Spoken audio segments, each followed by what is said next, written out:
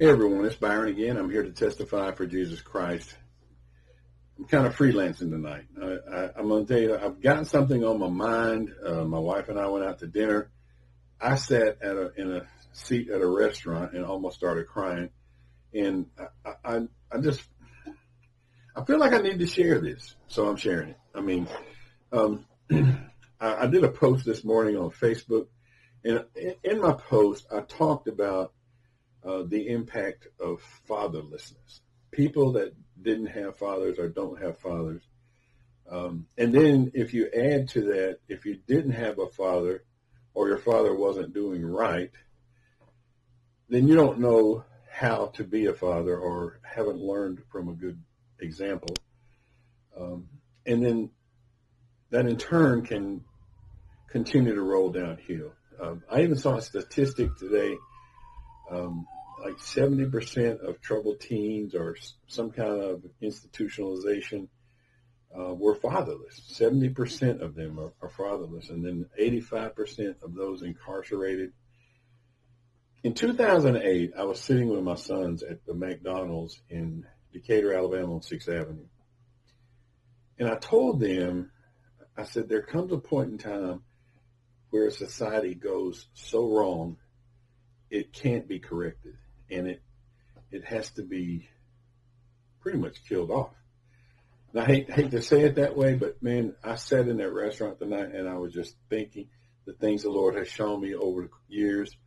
How many times I have seen bad coming to the United States. And I want to make a statement. If you think racism is bad, wait until you see how God's going to fix racism in this country.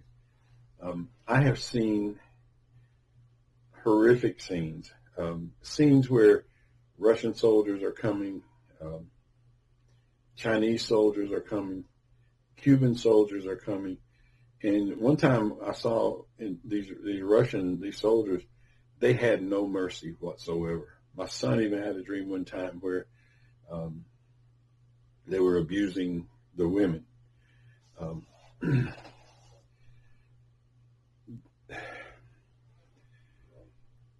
The fatherlessness, if you just think about an individual family level, you're not grasping the whole picture, because the same things has happened with our churches.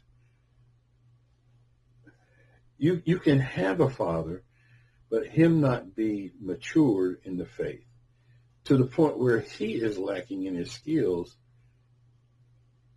And the problem or the reason for that is the church is not maturing Christians. One of the most significant obstacles that Christians face is what they do with their time in their mind. If you look at Psalm 1, it says words to this effect: this guy meditates on the law of God day and night.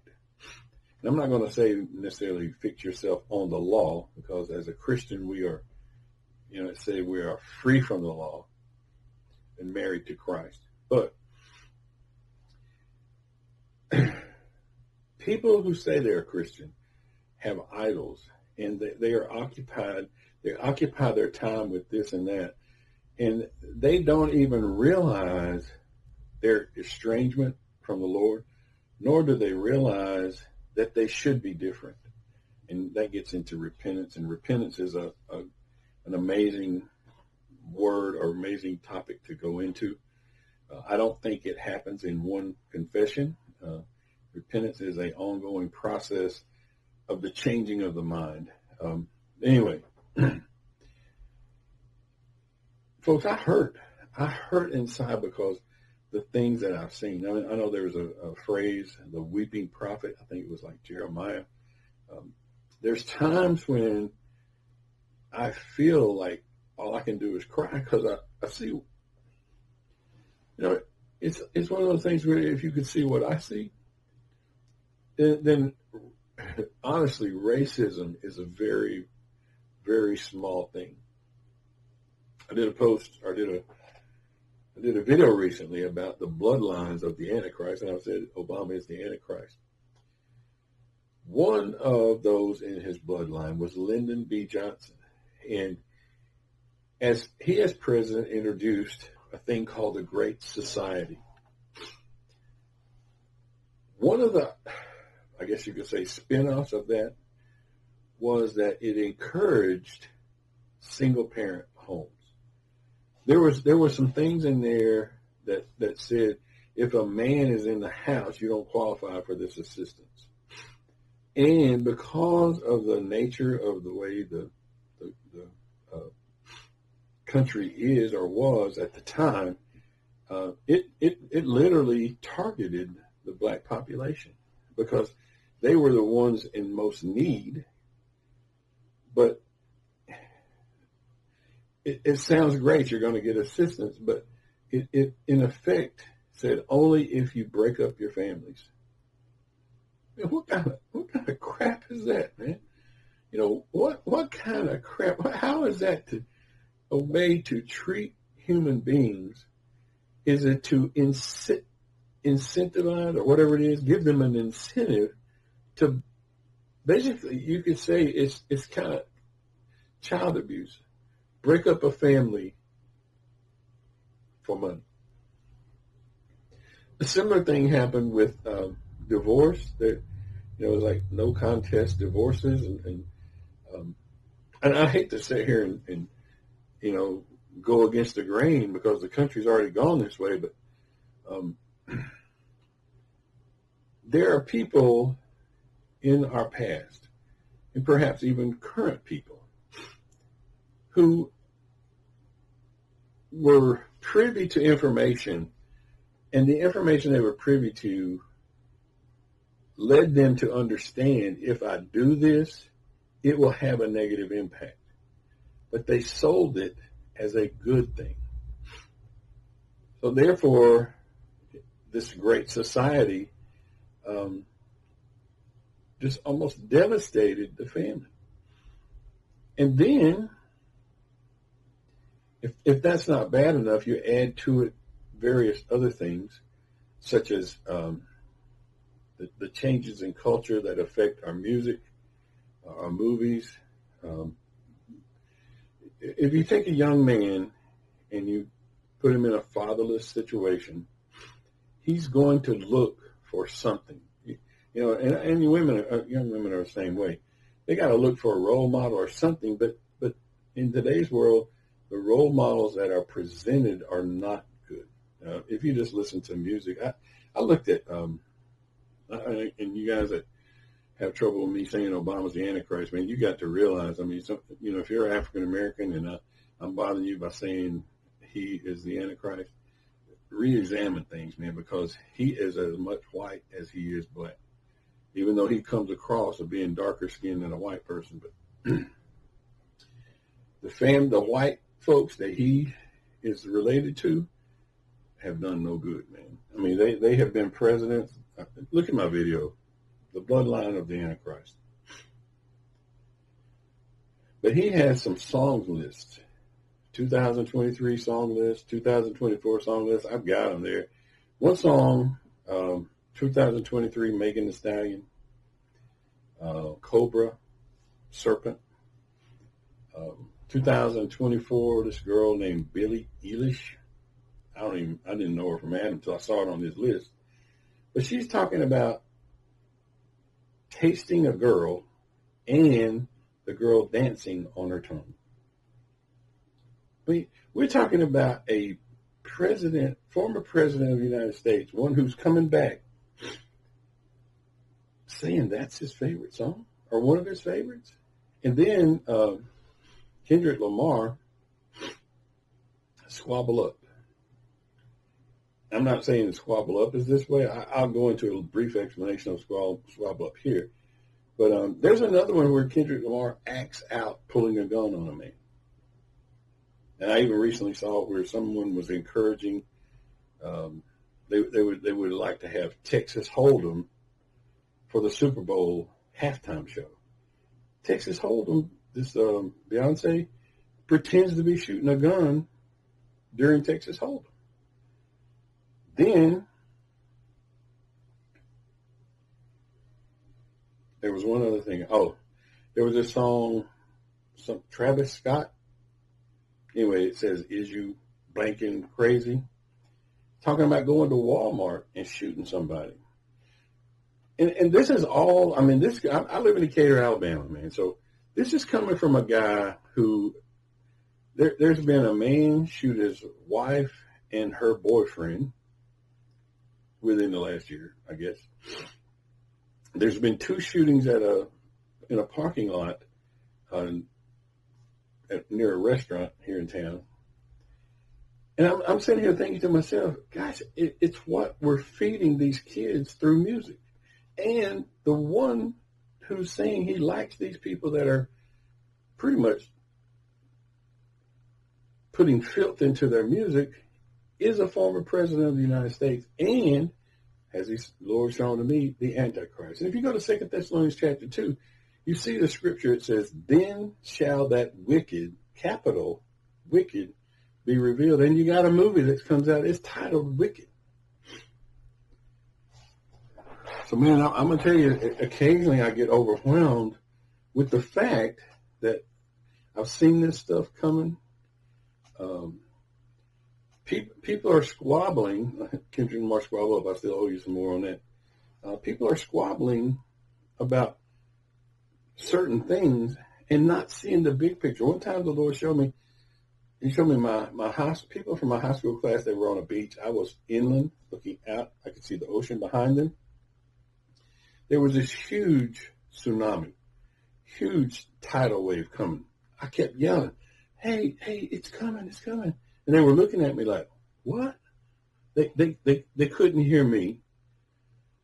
And they were about to be destroyed right there on the beach. And it's coming, man. I mean, every once in a while you got to vent. It's like you got to vent. And someone has to be, someone that, like, somebody has to be have enough father in to say, wait a minute, we don't need to listen to this, man.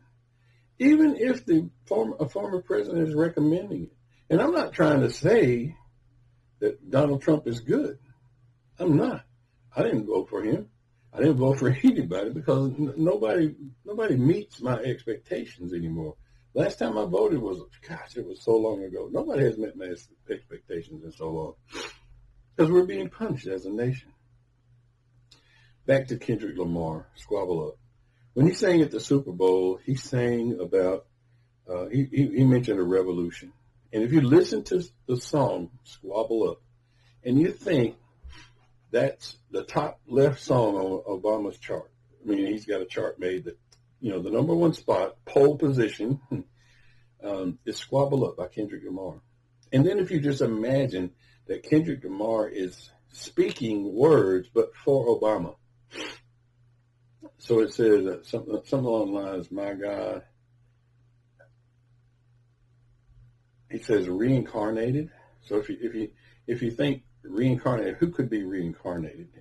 And I'll tell you, since the Lord has shown me, it's Obama is going to be the one world leader, the Antichrist. Then it's the reincarnation of Nimrod, who was the one world leader back in the day. I'm a stargazer. Nimrod, if you travel back and look at the mystery religions, the ones that worship the heavens and stuff like that, you're going to run into Nimrod. You also will see that Nimrod, quote unquote, died and then came back as someone named Tammuz. Well, it's nothing more than the sun. The sun went down to the southern hemisphere for the winter. The 3 ruffians that's mentioned in the Hiram Abiff legend, the Freemasons go by, those are 3, Sagittarius, Capricorn. There's 3 of those zodiac month time things, not 3 months, but 3 of those winter periods where basically they were ruffians. They killed the sun. And then the sun comes back later on. It's sun worship, man. It's Baal worship. That's what the Bible had. So Kendrick Lamar said, my God, reincarnated. I'm a stargazer. So Nimrod reincarnated, stargazer. Then Something about I like broccoli. Obama loves broccoli. One of his favorite foods. Then they need Kamazi. Kamazi. He's a horn player.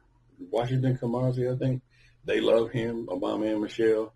And it's just like he's stating, Kendrick Lamar at the Super Bowl stated, this is a revolution. I'm Nimrod, or I'm the Antichrist coming in. Not him himself. He's speaking for Obama.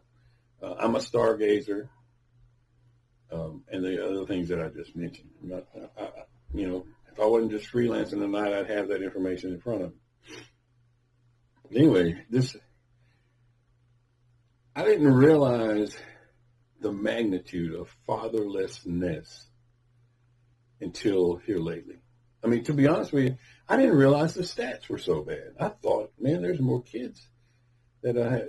One of the stats was 70% of African Americans born to African American women they're born into a single parent household. I was blown away. I was like, are you serious, man? But if you factor in programs the government produced that impacted that, it's like, holy cow, man. And that's why I say, I mean, and the Lord showed me, this is Mystery Babylon. And this racism thing, it's not coming from regular white folks and regular black folks, man. This racism is being forced down. I mean, it's coming from spiritual wickedness in high places. And I say the tribe of Dan. That's the best I can do. The tribe of Dan, who was one of the children of Israel, they went south. They went into idol worship. They didn't go south. They went north and they created the northernmost city in Israel. They didn't fight in Judges 5, Song of Deborah. They didn't fight that. They were separate. Dan stayed in his ships. So, man, these guys are pushing things down. The pipeline is coming down through Freemasonry. Freemasonry has various other components such as Eastern Star, fraternal organizations, sororal organizations. It's all infiltrating through those, it's like there could be 300 of those type people active within the city. They know who they are, you don't. They, like, for example, I personally, this is my honest opinion, I believe that every position in Decatur city government that you see on, like the mayor, chief of police, ex-chief of police, perhaps even the interim chief of police, and the city council, all sold out. They're all, what the Lord has shown me, is dogs. They're getting money for doing their acting.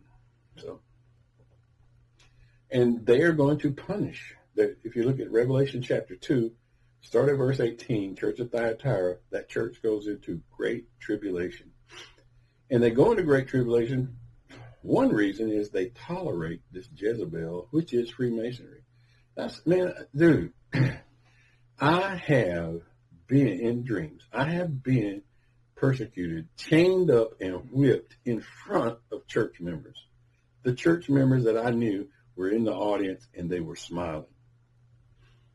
So don't come recommending a church to me, dude. I ain't playing this game. I am not in that church at Thyatira. Y'all can stay in it. I'm not going there. So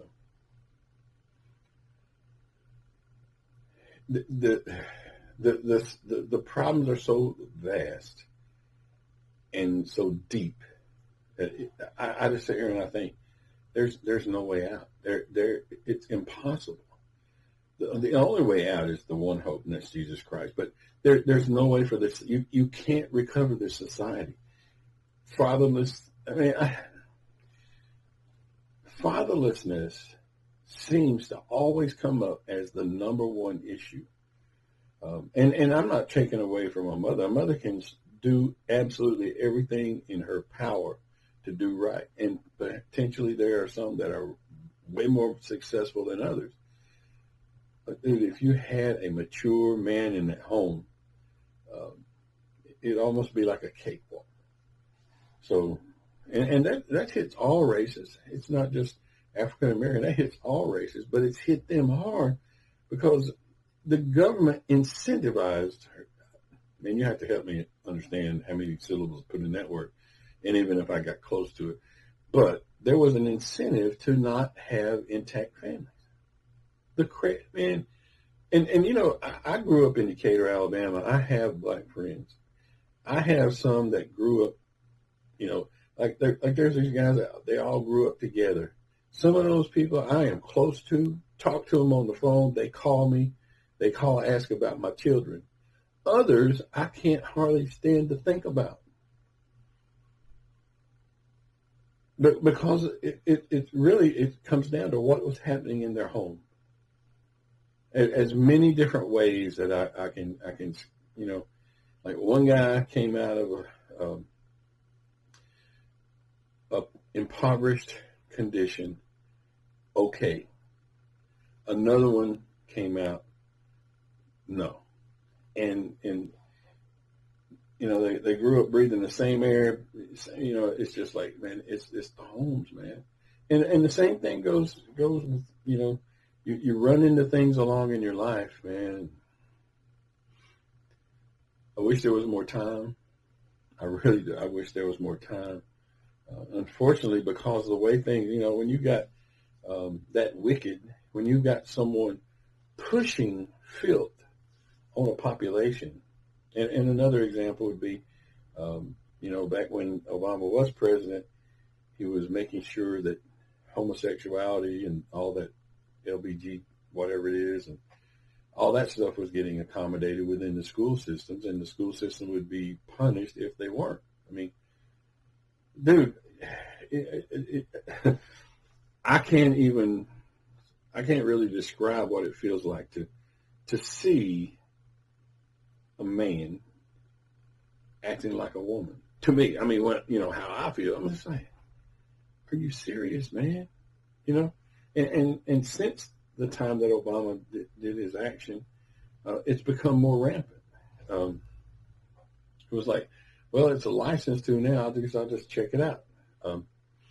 During that time, the Lord gave me dreams. One dream, Obama wanted me to read a book to kindergartners, and I refused. And now you got transsexuals, of people, men dressed as women, reading books to them in the schools. So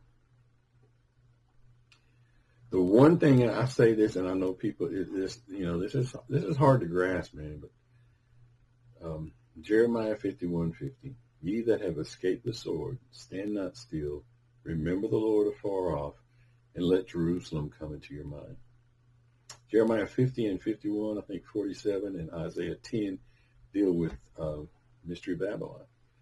If you see the children of the Chaldees, or if you see the daughter of the Chaldeans or the daughter of Babylon, that's talking about Mystery Babylon. There's your United States. You see those things, pay attention to what it's saying. But the Lord has shown me that people will enter into the wilderness, this remnant I'm talking about, Jeremiah 51:50, ye that escape the sword. They will enter into the wilderness, and they will enter in, even though they're grown people. The Lord showed me their babes. They haven't learned correctly. They have been either malnourished scripturally or starved to death, or maybe false taught until they can't process things correctly. And he showed those grown people becoming babes and becoming teachable. And it's my responsibility to teach some that'll be around. And I look forward to it. Because if you look at Ezekiel 14, toward the end of Ezekiel 14, this was dealing with, I think it was Jerusalem was being destroyed. But the Lord was telling Ezekiel, after I have done this to this place, you're going to see the remnant.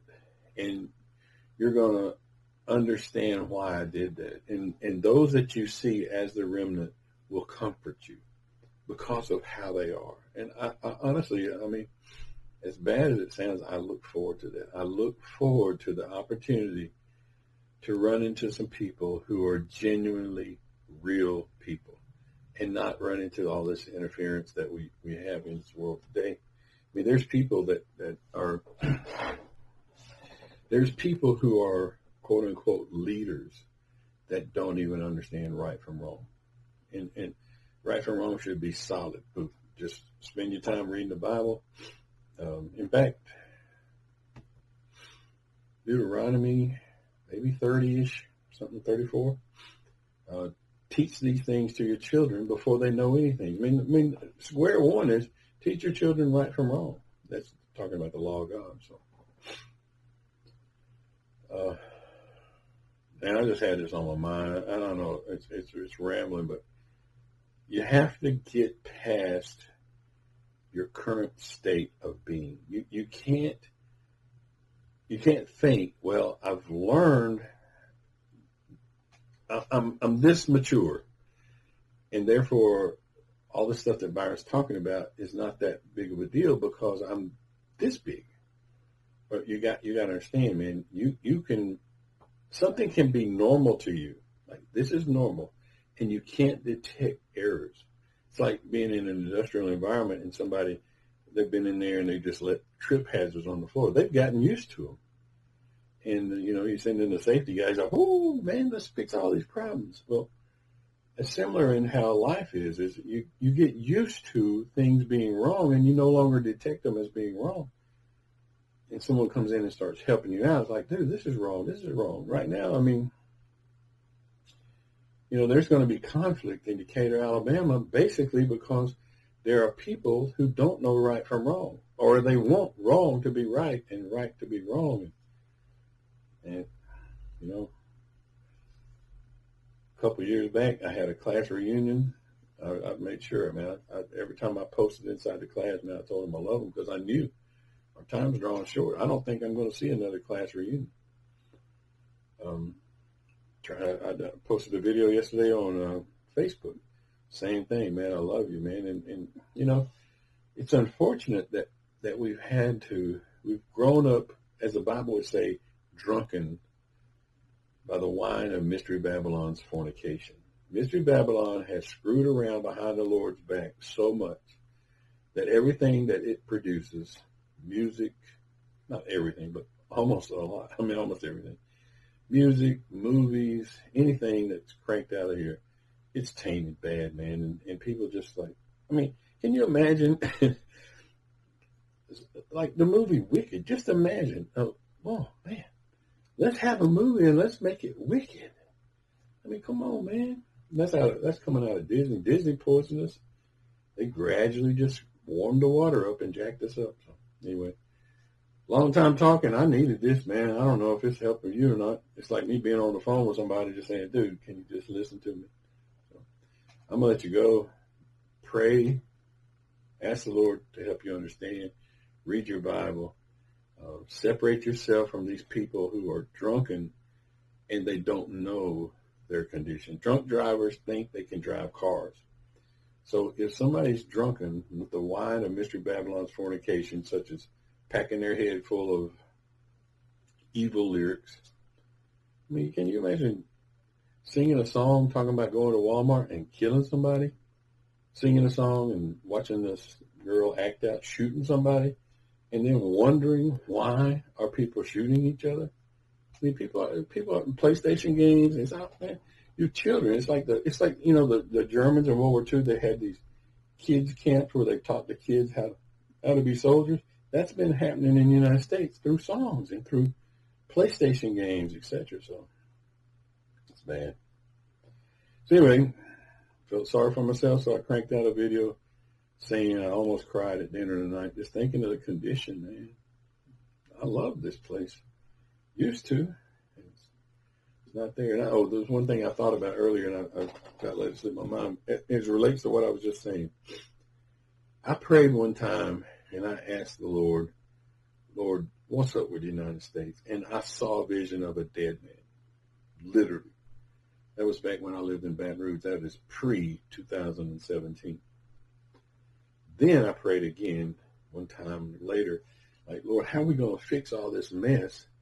I don't know if you ever just look up military parade equipment and stuff. They pass by in a review, like they go by this reviewing stand, and I saw 7 lanes wide of Russian military equipment passing by. And I had asked the Lord, how's all this stuff going to get fixed? And that's what I saw. The Russians, man. So there's already Russians working here, man. I listened to a thing from George Walsh. I was interested in Selma.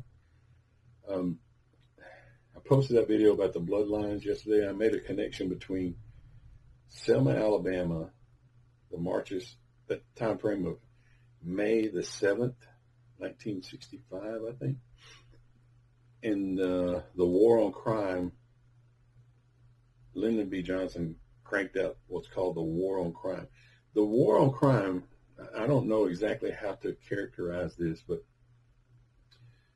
the war on crime was said to criminalize being a black youth. So basically it made what black youths were doing criminal, I think. And they came down hard. That was like, I was 2 years old. And the people my age were like 2 years old when this happened. So you ask today, well, why are black people scared of cops or frustrated with cops and all that stuff? Dude, this stuff has been going on, and it's been governmental function. I mean, I'm telling you, dude, if you're black and you're looking at me, I want to tell you, man, I'm a regular old white person. I didn't come from some family that's running this government. I didn't come from some ruling elite. I didn't pass any law. There ain't nobody ever done anything except walk behind a mule and plow in my family and work in the factory. We ain't never been a part of making all these rules. So for me, I mean, I guess the benefit was that I was white and I wasn't mistreated as bad as you guys were. But we're talking about racism being built into government policy. We're not talking about white. I mean, I grew up playing ball with guys, man. I mean, I used to go to the Aquadome here in Decatur, Alabama. I would be the only white man in the gym. I'd go in there and they'd all be looking at me like, well, who's this white dude? By the time I got to playing a little bit, they'd be like, I want him on my team. That was back before I got all big and stuff. But you got regular old people out here that aren't part of all this Freemasonry. They're not part of all this stuff coming down the pipe, not part of all this government pushing stuff on you. Man, I'm going to be honest with you. I believe much of our racism issues are not on the individual level. They're on the governmental level. The government, and see, you don't have anything else. The only recourse you have is to think, well, white people are mistreating me, or black folks are like this. If you look at it at the global scale, where a president institutes something that he says is going to be great, and it crushes black families in the process, dude, that was at an executive presidential level pushed down and passed through Congress. What did a regular white man have to say about that? Nothing. Like for example, if a regular white dude went downtown back in the old days, back when there was colored here and white here, did a regular white person have the ability to go in there and change that policy? No. He just he lived in the same situation as a black person. And so this racism stuff, this stuff is so high, it's such spiritual wickedness at high places. It's hard for people to comprehend. It's coming down on us, man. I'm telling you, the Tribe of Dan using the heck out of Freemasonry. You know, you got Freemasons who think they're doing great and wonderful things, and they're part of the issue, man. They don't even know they're part of the issue. Don't even have a clue. So, that's how I'm feeling. Had to put it out there, man. And sometimes you just got to get stuff off your chest. And I thought, well, maybe if I'm having some thoughts that other people would benefit from, I'll put them on a video. So I'll let you go. One hope, Jesus Christ.